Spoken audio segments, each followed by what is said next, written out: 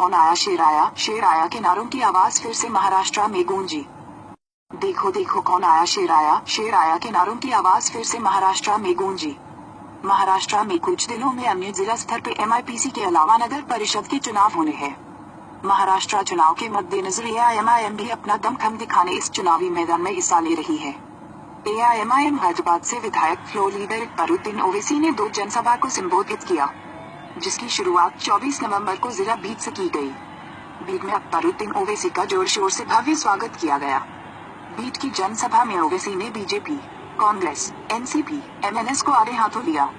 ओवैसी ने यह ऐलान किया, यदि चुनाव जीतकर हम AIMIM आती है तो दलितों और मुसलमानों को उनके हक दिलवा कर रहेगी। इसके बाद अकबरुद्दीन ओवैसी ने 25 नवंबर को जिला हिंगोली का दौरा किया, जनता से मुलाकात की और उनके हालात जानने की कोशिश की। हिंगोली में भी जनता ने ओवैसी का जोर शोर से स्वागत किया। हिंगोली की जनसभा से अकबरुद्दीन ओवैसी ने मोदी के लिए नोटबंदी के फैसले को जल्दबाजी में लिया गया फैसला बताया। महाराष्ट्र के दलित और मुस्लिम हो रहे अत्याचार, खासकर हिंगोली के हालात पर भी उन्होंने अपनी बात जनता के सामने रखी। और हर मजलूम मुसलमानों की जमात है और ये जमात काम करती आई है और काम कर रही है। आज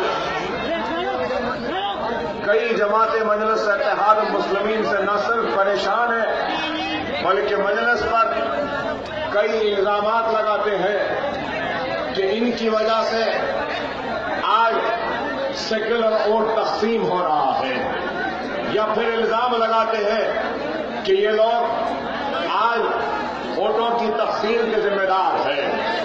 हम और हमारा मुतालबा क्या है? हमारा मुतालबा है कि मुसलमानों को उनके आबादी के तनासुब के हिसाब से रियासत के, कौंसिल के, बल्दिया के हर बजट में उनके आबादी के हिसाब से बराबर का हिस्सा दिया जाए। हमारा मुतालबा क्या है? मुसलमानों को तालीम में बराबर का मौका दिया जाए और मौका नहीं मिलता तो रिजर्वेशन के जरिए दिया जाए। हमारा मुतालबा क्या है? रोजगार में मुसलमानों को बराबर का हिस्सा दिया जाए, अगर नहीं मिलता तो रिजर्वेशन की शक्ल में हिस्सा दिया जाए। हमारा मुतालबा क्या है? कि हमारी औकाफी जायदादों का तहफ़्फ़ुज़ हो। हमारा मुतालबा क्या है? कि आज जो बेकसूर मुसलमान जेलों में सड़ रहे हैं, उनकी रोजाना डे टू डे हियरिंग कर उनको फैसले सुनाए और जो बेकसूर है उनको फौरन जेलों से रिहा करवाए। हम उस वक्त जब आपके महाराष्ट्र में, मुंबई में रिलायंस के हॉस्पिटल के इनॉग्रेशन के वक्त नरेंद्र मोदी ने कहा कि महाभारत के टाइम पे वाहन जी का बुलेट है ना, और ये भी कहा कि सेलफोन था, और ये भी बोले कि प्लास्टिक सर्जरी भी थी। तो प्लास्टिक सर्जरी की मिसाल कैसा दी? कहा कि महाभारत के टाइम पे प्लास्टिक सर्जरी थी, इस वास्ते गणपति और गणेश के सर को की जगह हाथी का सर लगाए। ये बोले, ये मैंने कह रहा हूं, यही बोले।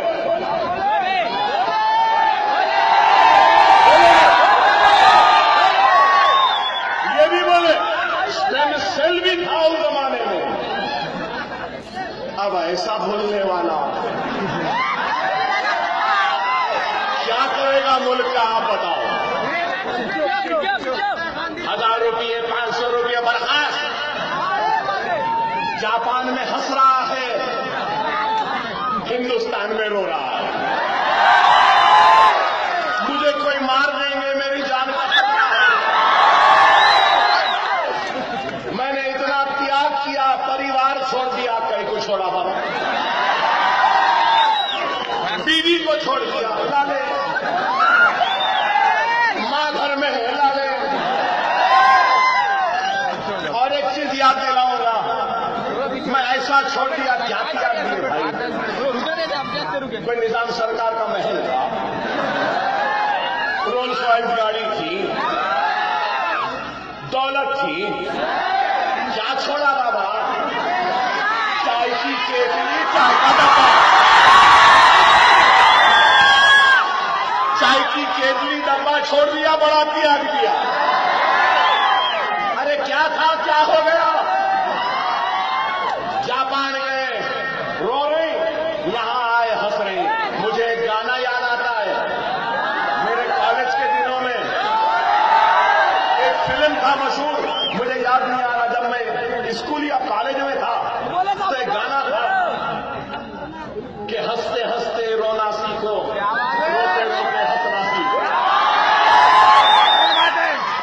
जितनी चाबी भरी राम ने उतना ही चले खिलौना। अब जितनी चाबी भगवत साहब आरएसएस भरे थे, खिलौना उतना ही जा रहा। अजीब व गरीब है। आप बताइए, कड़क चाय, फुला चाय, अरे बाबा, हिंदुस्तान की जमहूरियत ने, उसकी ताकत ने एक चाय वाले को वजीर आजम बना दिया। मगर अफसोस, ये वजीर आजम अपनी चाय, चाय की बंडी, चाय की केतली, चाय वाले अंदाज को कभी भूला ही नहीं सकता।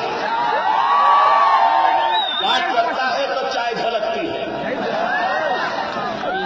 तकरीर करता है तो चाय, हर जगह पे चाय।